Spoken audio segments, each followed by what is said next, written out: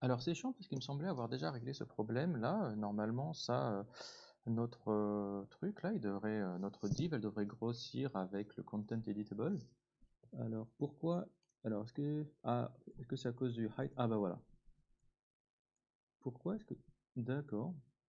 Bah, j'ai un height ici là, qui est quoi? Il vient de calc 3.5 rem plus 2 pixels. Je sais pas ce que c'est que ce truc. Form floating, form select. Alors je vais cliquer pour voir de quelle règle ça vient.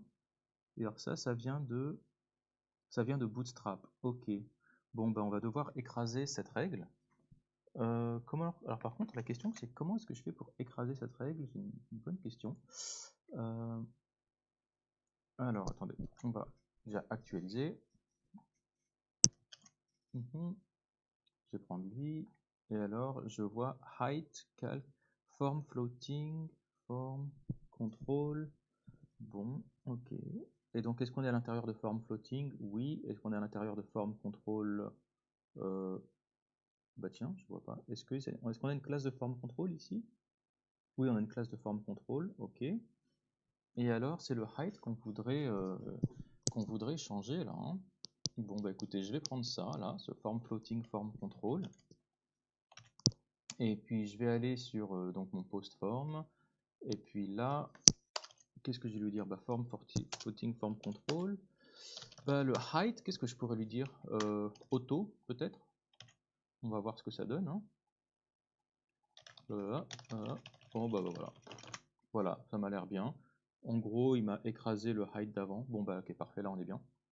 Par contre, c'est un peu dommage, je sais pas pour vous, moi je trouve que c'est pas très beau. On peut taper que en bas de... Moi j'aimerais bien prendre ce padding là, ce form control. Pourquoi est-ce que j'ai un peu plus de padding? Ah voilà, c'est le padding top là. Ouais, padding bottom. Ouais. Mhm. Ouais. Franchement, déjà, j'aimerais bien lui retirer. Alors, le form floating, form control focus. Ah, d'accord. En fait, il me met du focus uniquement sur. Pardon, il me met du padding uniquement sur le focus. C'est intéressant. Donc, ça veut dire que quand je suis dedans. Non, non, il me le fait pas. Donc là, j'ai du padding. Mais là, hop. Est-ce qu'il me. Uhum. Non, le padding change pas quand je suis dessus. Form control. Ok, et pourtant focus, c'est quand je suis bien cliqué dedans. Ok, bon, padding. Form floating, form control, not placeholder. Ah oui, d'accord. Ah oui, d'accord, parce qu'en fait, ça s'applique aussi au form control tout court, tant que c'est pas un placeholder. Ok.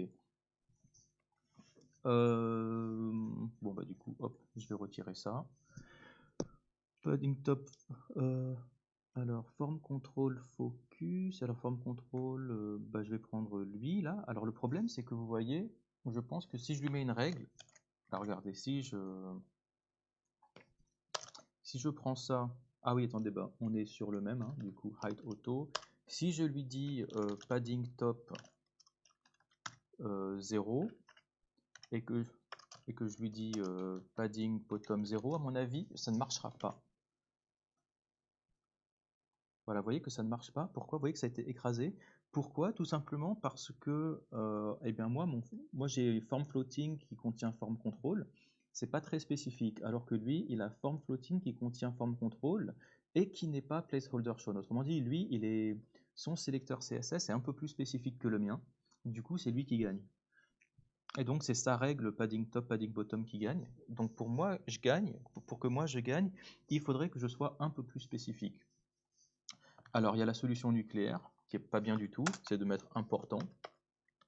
Voilà, vous allez avoir des collègues qui font ça. Alors là, c'est sûr, quand vous faites ça, ça marche, hein, mais c'est une très mauvaise pratique. Ah mince, 0? Ah ouais. Ouais, c'est peut-être pas génial. Alors ouais, c'est pas génial parce que quand vous mettez du important, ensuite ça veut dire que ça devient très très difficile à réécraser. Donc plutôt que de mettre du important, je vais plutôt essayer d'avoir un sélecteur qui est un peu plus spécifique. Donc comment... Voilà, ça c'est une div. Bah voilà. Vous savez quoi? Je vais lui dire, allez, je vais dire le form control qui est une div. Et là, on est un peu plus spécifique que lui et son note là. Et à mon avis, voilà, vous voyez que là, mon padding 0, il s'est appliqué là. Bon, ensuite 0, c'est pas top en fait. Peut-être qu'on pourrait faire un peu plus quand même, hein. On pourrait lui dire un REM. Voilà. Et puis padding bottom, un REM. Euh, euh, euh, euh. Ouais, là on est bien. Du coup, padding top, padding bottom, ok. Bah allez, on va faire ça, hein. Padding top, padding bottom, un REM. Est-ce qu'on aurait pu mettre ces règles-là directement là-dessus au passage? Class form control. Il doit bien y avoir une règle padding top, padding bottom. Je vais regarder. Bootstrap, padding top, bottom. On va pouvoir faire ça. Alors, padding. Alors, hop, top. Voilà, T, B. Ah, voilà, Y. Y, c'est pour tout ce qui est en même temps top et bottom. Ah oui, parce qu'on est sur l'axe Y en fait, l'axe vertical en mathématiques. Alors que X, ce serait left-right, donc ce serait voilà, l'axe X, l'axe Y. Donc bah, moi, j'irais plutôt prendre. Donc ce serait PY pour padding vertical. Et alors qu'est-ce que je voulais? Je voulais un REM, bah, je vais lui mettre 3. Allez. Donc au lieu de lui mettre padding top, padding bottom, je vais lui enlever ça. Et je vais plutôt aller. Où est-ce qu'il est là? Donc là, il a. Attends, si je le réactualise. Voilà, donc là c'est comme c'était avant. Et alors là, ce class form control, je vais lui dire, donc c'était PY-3. Voilà, et là, PY3, qu'est-ce que ça lui a donné? Voilà, padding top, 1 REM, padding bottom, 1 REM. Ouais, voilà, c'est mieux comme ça, hein. Donc, form control, je vais plutôt lui mettre une classe de PY3. Où est-ce qu'il est? Où est-ce qu'il était? Form floating, MT4. Est-ce qu'on est sur le post form? Voilà, form floating, form control, voilà. Et donc on avait dit c'était PY-3, génial. Le label, bah, on avait dit qu'on n'en avait pas besoin, du coup je le vire. Et puis si je le vire, j'ai peut-être pas besoin de mon ID pour le moment. Voilà, donc pour l'instant je l'enlève. Ok. Ensuite, moi ce que j'aimerais bien, c'est qu'on puisse voir, j'aimerais bien qu'il ait une largeur, une hauteur un peu minimale. Donc peut-être que je pourrais faire en sorte que pardon, une hauteur, ouais. Ça veut dire que même s'il a une height auto, j'aimerais bien lui mettre un minimum height de peut-être 5 REM. Voilà. Donc ça veut dire que quand on démarre, on est à 7 REM.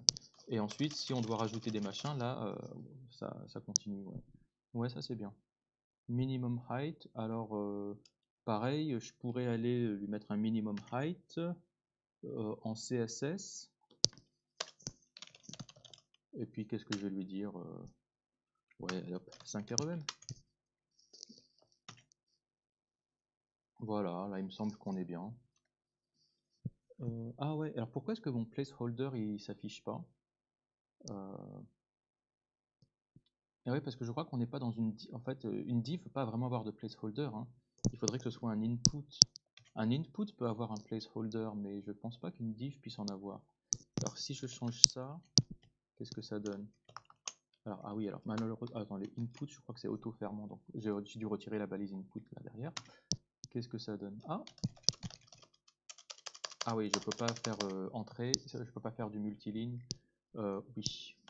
Alors, non, qu'est-ce qui se passe si je mets du texte area à la place?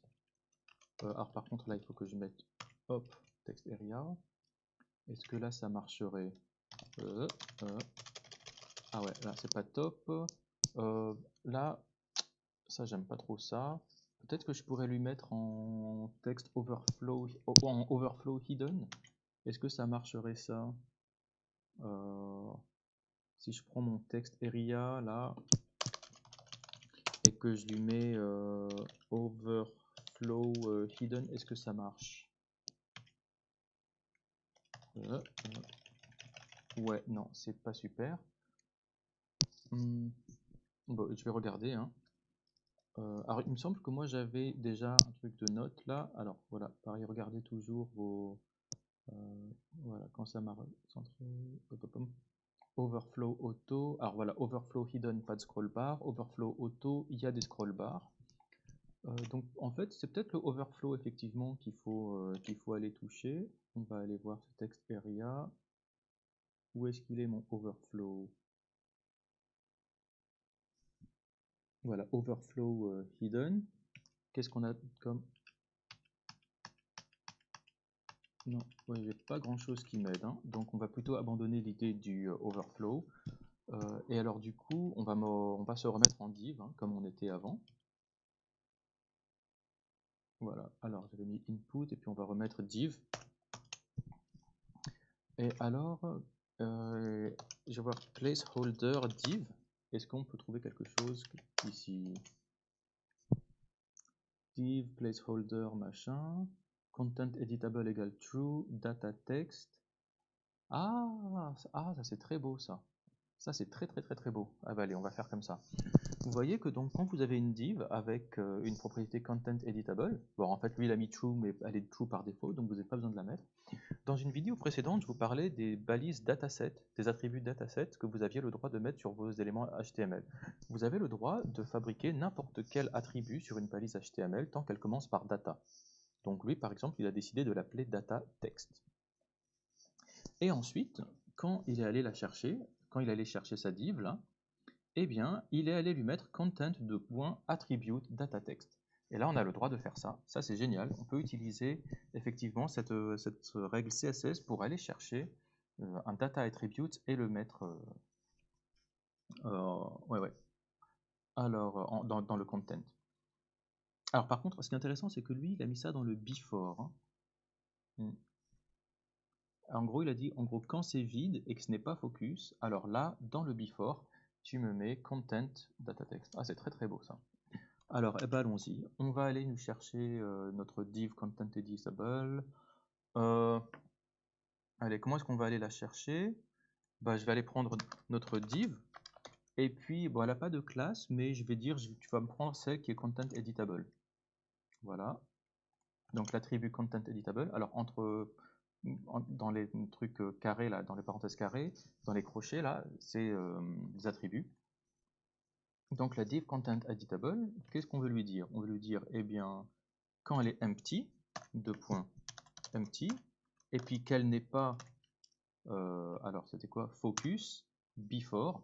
Ah ouais, il m'a proposé déjà tout ça. Voilà, content attribute placeholder. Alors sauf que placeholder, bah, pour l'instant il n'y a rien. Mais je pourrais lui dire tout simplement, hop, leave a comment here. Voilà. Alors c'est intéressant, alors lui il me le met en display block en position absolue, à 50% de la hauteur, tout à gauche. Et alors ensuite, il le transforme.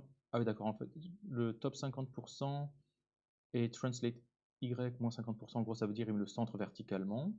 Et il me le met dans le z-index moins 1, et il me met une transition. Ok, intéressant. Qu'est-ce que ça me donne? Ah ah, eh ben non, ça marche pas du tout. C'est dommage, c'était beau. Pourquoi ça marche pas? Alors peut-être qu'il faut que je sois en content editable true, hein, puisque content editable égale true. On va mettre ça. Et puis content editable égale true. On va essayer ça. Voilà. Non. Alors, pourquoi ça marche pas? Alors, bon, écoutez, on va réduire un peu la complexité. On lui a dit la div content editable true. Et bah, hop, on va retirer tout ça là déjà. On va, même si c'est pas empty, puis même si c'est pas focus, voilà, on va lui mettre ça. Qu'est-ce que ça donne? Ok, non, ça marche toujours pas. Alors, on va voir, qu'est-ce qu'il me dit, blablabla. Donc, toute ma règle n'a pas encore été appliquée, hein. Donc, à mon avis, ça doit être un problème de sélecteur. Content editable égale true. Ok. Bon. Alors, si au lieu de div content editable égale true, j'allais plutôt chercher, voilà, le form control py3. Allez, on va plutôt prendre lui. Est-ce que là, il va nous le trouver? Non, ça marche toujours pas. Ok. Alors peut-être que... Alors vous voyez, j'ai toujours le placeholder là. Je pense que ce placeholder, vu que c'est pas un bon... vu que c'est pas un bon attribut là sur une div, c'est peut-être lui qui crée un problème. Donc lui, je vais le supprimer là, tout simplement. Voilà. Qu'est-ce que ça donne? Ça marche toujours pas. Par contre, ce qui m'intéresse de voir, c'est que vous voyez que si je sélectionne lui là, il a bien le height auto et le minimum height de 5 REM. Autrement dit, ce sélecteur, on est sûr qu'il marche. Donc je vais plutôt essayer de mettre mes machins dedans, quoi, hein. Si je prends, donc je sais que ce sélecteur il marche, donc je vais le copier, je vais le coller, et puis là je vais plutôt aller cibler le before. Voilà. Et puis, je vais prendre ce content là, je vais le mettre ici. Oups, pardon. Voilà, je vais le mettre là. Là déjà, on va voir ce que ça donne. Il s'affiche toujours pas. Alors est-ce que c'est possible qu'il donc peut-être qu'il s'affiche pas ou peut-être qu'il s'affiche et que je ne le vois pas. Ce serait très possible aussi. Alors je vois que ce div, il a même pas de before. Donc ça c'est assez étonnant. Ok, donc en fait ce content, voilà, je pense que c'est parce que je suis allé chercher un attr, là, le attribute. Oui, en fait ce attr, et oui d'accord, je pense que c'est ça. Ce attribute, bah, il va aller chercher, en fait il va aller chercher le nom d'un attribute. Si j'enlève le attr et que juste je lui mets leave a comment here, à mon avis là ça marchera. Voilà, là j'ai un before. Alors attendez, je vais le mettre en couleur bleue pour que vous puissiez le voir, hein. Mais je pense qu'il est là. Non? Alors, display block, position absolue, z-index-1, voilà. Alors c'est parce qu'il était en z-index-1, je pense. Ok. Donc en fait, au lieu de lui mettre le attr, si je lui mets un attr, en gros, il faut que je lui donne le nom d'un attribute. Donc par exemple, si je lui mets texte, bah, il faut que j'ai sur ma div, voilà, un attribut qui s'appelle data-text et qui s'appelle leave a comment here. Voilà. Et du coup, alors ça, je fais. Alors là, pardon, ouais. Et du coup, là, hop, pardon. Alors du coup, voilà, je vais plutôt prendre attribute text là, ici, plutôt que ce leave a comment here. Est-ce que ça marche? Alors, est-ce que j'ai un before là-dedans? Non, j'ai pas de before. J'ai un data-text. Alors peut-être que à l'attribut c'est data-text, je pense. Voilà. Et alors là, je l'ai toujours pas. Je vais aller voir un peu ce que c'est que ce CSS attribute, hein. Je vais aller voir CSS attr. Voilà, CSS attribute selector. Et alors on va voir qu'est-ce qu'il va nous dire. Blablabla, content, non, c'est pas ça. Blablabla, non, c'est pas ça. Du coup, je vais chercher CSS dataset attribute. Ok, donc là, on va voir. Donc, en gros, comment est-ce qu'on va le chercher? Je trouve toujours pas. Alors, je vais chercher CSS pseudo element dataset attribute. Ok.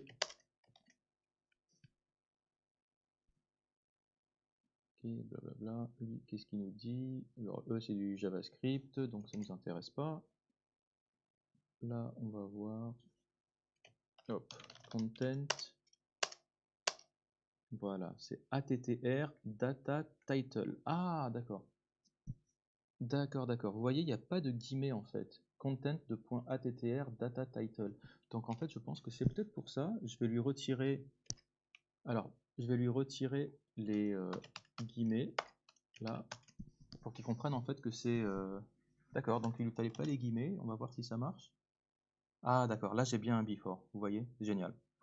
Alors je vais lui retirer son z-index et voilà, il apparaît bien ici, hein. Bon, good.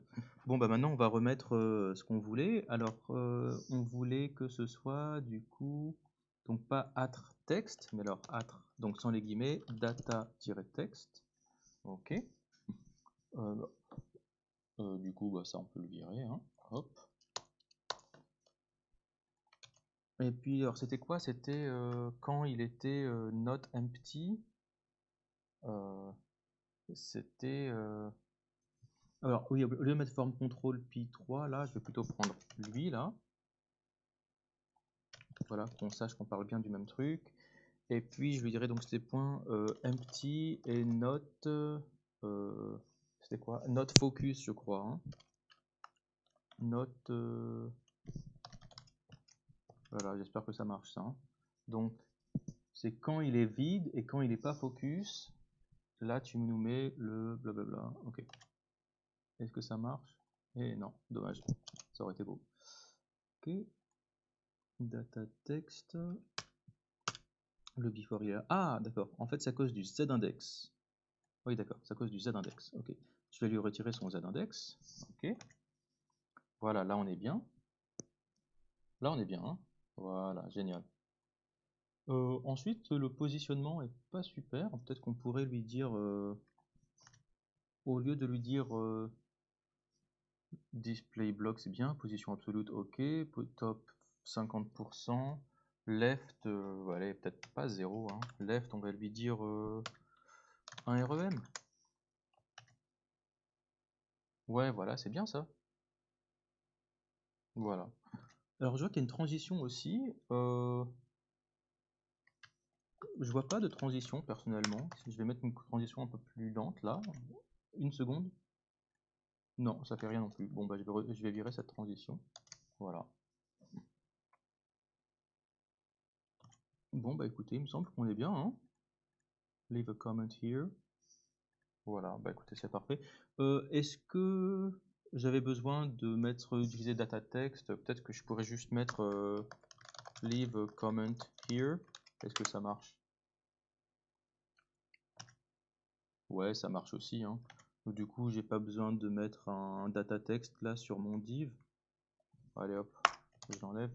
Bon, c'est un peu bizarre de mettre le contenu sur le CSS. Normalement, on aurait plutôt aimé le mettre. Ça aurait été mieux de garder le data text comme ça on aurait pu plus facilement y toucher en JavaScript. Mais moi, je pense que ça va. Écoutez, j'aime bien garder un HTML un petit peu propre. Voilà, bah écoutez, on n'est pas trop mal. Moi, il me semble qu'on est bien. Je pense que dans les parties d'après, maintenant, on va pouvoir commencer à attaquer les parties un peu plus intelligentes. Voilà, bah écoutez, bravo en tout cas. Je pense que ça clôt la première partie, qui est donc la partie visuelle. Il me semble qu'on est bon. On va pouvoir passer maintenant à la partie JavaScript.